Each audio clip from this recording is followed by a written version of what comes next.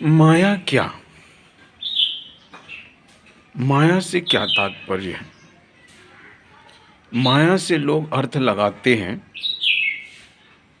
पैसा, धन, लेकिन माया का अर्थ धन नहीं है। माया का मतलब है जो वस्तु और व्यक्ति में, इस संसार का जो भी वस्तु व्यक्ति है जिसमें परिवर्तन आ रहा है, और परिवर्तन उसमें आता है जो दृष्टिगोचर होता है। तो जिसमें भी परिवर्तन आता है वो सारी वस्तुएं और व्यक्ति माया के अंदर आते हैं। इसलिए संसार को माया कहा गया है, क्योंकि संसार में प्रतिपल परिवर्तन आ रहा है। एक बच्चा पैदा होता है, जवान होता है, बुढ़ा होता है, मर जाता है, यानी कि प्रतिपल जिसमें परिवर्तन आ रहा है ना, वो जो है उसको हम माया कहते हैं। माया का मतलब not absolute truth. Maya means relative truth. It is not truth but relative truth. और ईश्वर क्या है, परमात्मा क्या है, एब्सोल्यूट ट्रूथ है। इसलिए ये जगत जो है, ये जगत जो है वो जो है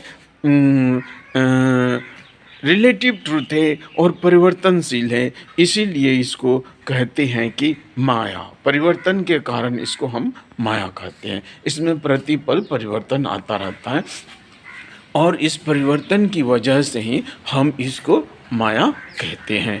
तो माया से आप अर्थ धन से नहीं लगाइए, पैसे से नहीं। माया का अर्थ है जिसमें जिन वस्तुओं व्यक्तियों में परिवर्तन आ रहा है वो माया के अंदर आते हैं।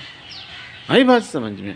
तो माया मतलब जो परिवर्तनशील है। हम सब परिवर्तनशील है। हमारे में क्षण क्षण प्रतिपल परिवर्तन, प्रति दिवस परिवर्तन, प्रति मास परिवर्तन और सदा परिवर्तन आता है। और जो सत्य है वही सुंदरता है, और जहाँ सुंदरता है वही परमात्मा है। इसलिए सत्य हमेशा सुंदर हो। आई बात समझ में?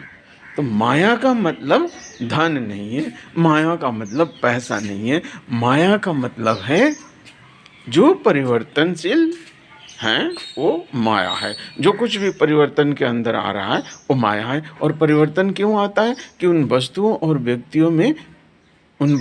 व्यक्तियों में क्या है, पूर्णता नहीं है। तो परिवर्तन वहीं पर आता है जहाँ पर पूर्णता नहीं है। जहाँ पर पूर्णता आ जाती है वहाँ पर परिवर्तन फिर रुक जाता है। इसलिए कहते हैं ना कि ईश्वर जो है परिवर्तन नहीं होता है, सत्य है ईश्वर। सत्य मतलब जिसमें परिवर्तन नहीं होता, और जगत में परिवर्तन होते रहता है, इसलिए इसको माया कहते हैं। और परिवर्तन किस लिए होता है? इसलिए होता है कि इसमें पूर्णता नहीं है, अपूर्ण है, इसलिए पूर्णता की ओर जा रहा है। परिवर्तन हो के पूर्णता की ओर जा रहा है, इसलिए इसको माया कहते हैं, परिवर्तनशील जगत कहते हैं।